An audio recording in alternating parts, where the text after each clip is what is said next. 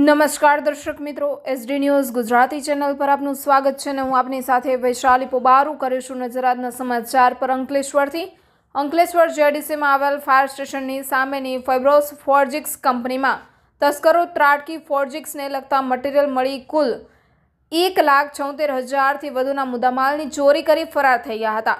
મૂળ ઝઘડિયા અને અંકલેશ્વર JDCમાં આવેલ આશીર્વાદ એપાર્ટમેન્ટ ખાતે રહેતા મનોજ ભોગીલાલ બ્રહ્મભટ્ટ અંકલેશ્વર JDCમાં આવેલ ફાયર સ્ટેશનની સામેની ફાઇબ્રોસ ફોર્જિક્સ કંપનીમાં જનરલ મેનેજર એડમિન તરીકે ફરજ બજાવે છે, જેઓની કંપનીને ગત તારીખ 16મી જુલાઈના રોજ તસ્કરોએ નિશાન બનાવી હતી।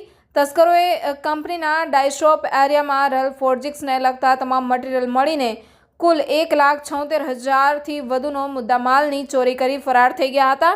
ચોરી અંગે આજ રોજ અંકલેશ્વર JDC પોલીસ મથકે ફરિયાદ નોંધાઈ હતી। Reporter Jayesh Prajapati, SD news Gujarati, Ankleshwar. હું મનોજ બ્રહ્મભટ્ટ ફાઇબ્રોસ ફોર્જિંગ પ્રાઇવેટ લિમિટેડમાં જનરલ મેનેજર છું અહીંયા એડમિનિસ્ટ્રેશન।